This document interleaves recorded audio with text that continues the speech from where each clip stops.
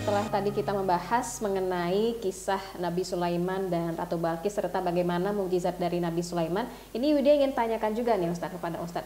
Tadi kan sebelum kita menceritakan kisah Nabi Sulaiman ada kisah Nabi Musa. Nah sebenarnya nih adakah mungkin hubungan dari kisah Nabi Musa dan Nabi Sulaiman Ustadz atau bagaimana? Ya, menarik sekali memang. Saya ingin sampaikan di balik dua kisah ini, fakta. Selama ini banyak orang ketika kita sampaikan kebenaran Islam, mereka itu kan berpikir untuk masuk Islam karena memandang kebanyakan orang Islam itu kondisinya lemah. Peradaban jauh dari orang Islam. Bahkan sebagian menolak kebenaran Islam karena menganggap ya kalau Islam benar, kondisi umat Islam kok seperti ini. Itulah potret umat Islam di zaman Musa. Bandingkan dengan kekuasaan Fir'aun. Ya.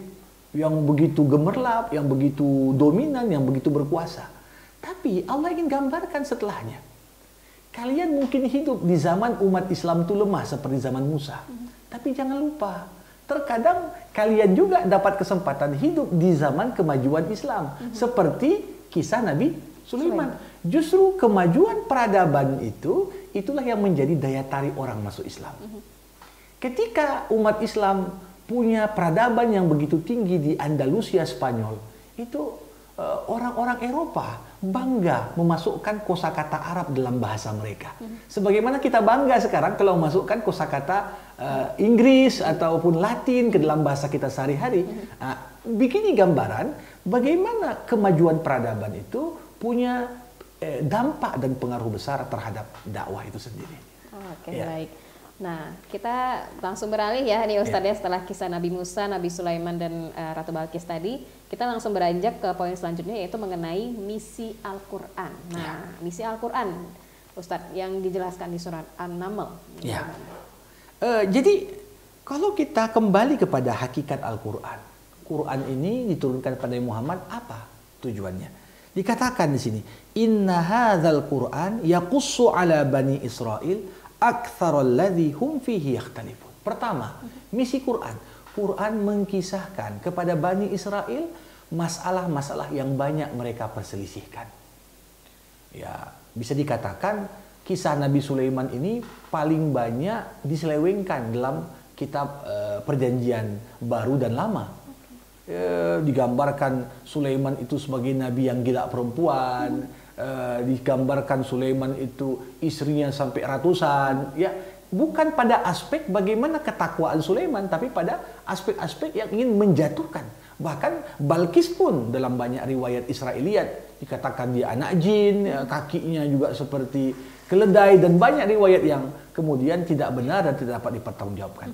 Jadi berita yang disampaikan Quran meluruskan kisah-kisah generasi terbaik, orang-orang pilihan yang kemudian diperselisihkan. Kemudian wa innahu lahudan wa rahmah lil mu'minin. Quran ini adalah hidayah. Quran ini adalah rahmat Allah bagi orang yang beriman. Inna rabbaka yaqdi bainahum bihukmih wa huwal azizul hakim. Karena itu Allah Subhanahu wa taala akan selesaikan perkara di antara mereka ya dengan hukumnya. Jadi Quran ini berisi hukum. Aturan-aturan yang membuat kehidupan kita itu tertata. Aturan yang membuat kita itu bisa menjalani kehidupan tentunya dengan lebih baik lagi. Oke, Masya Allah. Nah, kemudian Ustadz ini dijelaskan juga mengenai misi Rasul dan pengaruhnya kepada manusia. Misi Rasul tentunya bukan yang paling utama adalah bagaimana mengajak kepada tauhid, begitu ya Ustadz ya. Betul. Nah, sebenarnya kalau untuk diajak kepada pengaruh pada manusia, sudahkah kemudian kita sebagai seorang manusia, sebagai umat Islam itu benar-benar merasakan pengaruhnya begitu Ustadz? Ya. Jadi kalau misi para nabi kan mengajak, ya. Nabi itu nggak menguasai hati orang yang diajak. Makanya ketika Nabi sudah mengajak pada kebaikan, sungguh tanggung jawab Nabi sudah selesai. Makanya dikatakan di sini, innaka la tusmi'ul mauta wa la tusmi'us summad du'a idza wallau mudbirin. Muhammad, kau tidak akan dapat memberi petunjuk orang buta dari kesesatannya. Jadi digambarkan orang yang memilih untuk menutup mata dari melihat kebenaran ini sama seperti orang buta. Mau kita gambarkan kebenaran itu bagaimana, kalau ditutup mata kan nggak bisa juga kita paksa. Begitu juga orang yang memilih untuk tidak mau mendengar kabar-kabar yang benar, ini sama seperti hukum orang yang tuli. Ya, maka saya sampaikan begini, apa bukti kita mendengar? Kita merespon apa yang diperdengarkan. Ya. Kalau saya mengatakan pada Widya, awas di situ ada ular, pasti begitu Widya mendengar akan mencoba pindah posisi, menghindar dari ular. Tapi kalau ada orang mengatakan, awas ada ular, tetap aja senyum-senyum di situ. Berarti kan kita anggap nggak dengar. Ya. Nah, begitu juga lah. Berapa banyak peringatan Allah di dalam Al-Quran, tetapi hakikatnya orang tidak merespon. Allah menyuruh A, kita nggak respon. Allah nyuruh B, kita nggak respon. Allah larang C, kita tak merespon. Maka hakikatnya orang yang tak pernah merespon seruan-seruan Allah sama seperti orang yang buta, orang yang tuli, bahkan orang yang bisu. Nah, itulah dia. Jadi ini yang paling berat sebenarnya misi para nabi. Ya. Mereka itu bagaimana mengajak orang yang justru memilih untuk tak mau beriman. Sehingga bisa dikatakan seluruh sarana keimanan tertutup. Karena mereka memilih untuk tidak beriman. Oke. Kalau untuk potret hari kiamat Ustadz dari surah An-Naml ini bagaimana Ustadz? Ya, di sini ada beberapa isyarat dalam ayat yang menggambarkan tanda-tanda kiamat besar. Salah satunya adalah wa idza waqa'al qawlu 'alaihim akhrajna lahum dabbatan minal ardi tukallimuhum anna an-nas kanu bi ayatina la yuqinun. Di antara tanda hari kiamat nanti akan keluar dari perut bumi, kata Rasulullah, dan dikatakan dalam ayat ini, satu hewan melata yang nanti akan berkomunikasi dengan manusia. Dan hewan melata itu akan mengatakan, si fulan mukmin, si fulan kafir. Dalam konteks ini, setelah diucapkan oleh hewan melata itu, tidak akan berubah lagi. Yang dikatakan kafir, akan kafirlah sampai kiamat.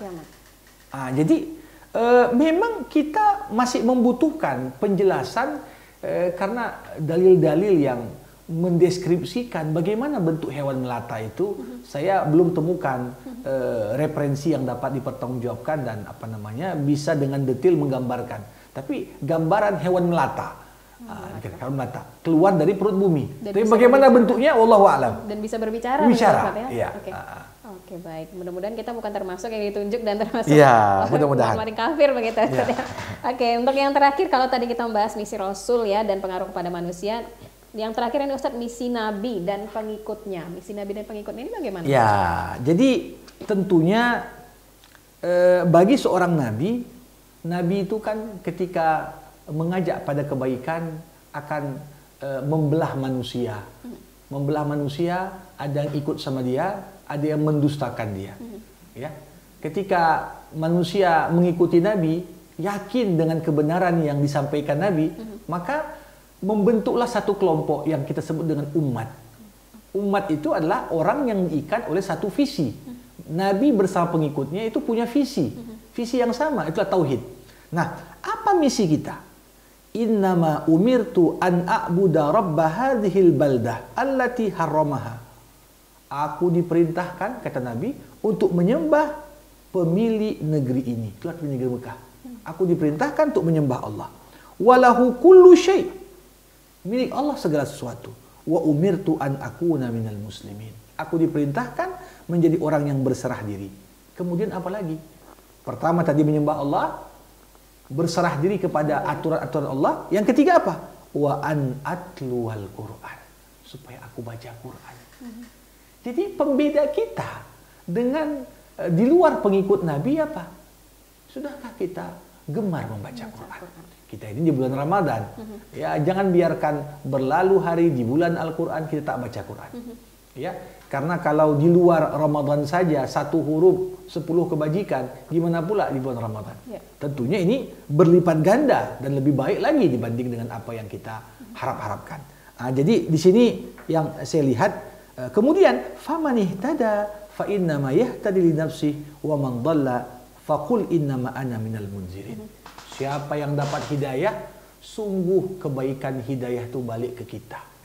Kalau kita dapat hidayah, bukan orang lain yang untung, kita sendiri. Kita sendiri yang untung. Ya. Sebaliknya, kalau kita sesat, dampak buruk kesesatan juga balik ke kita. Jadi ini inti dan di penutup Allah katakan Muhammad, alhamdulillah saririkum ayati fata'rifuna. Allah akan tunjukkan tanda kebesarannya sehingga kau kenal Allah lewat ayat-ayat tersebut.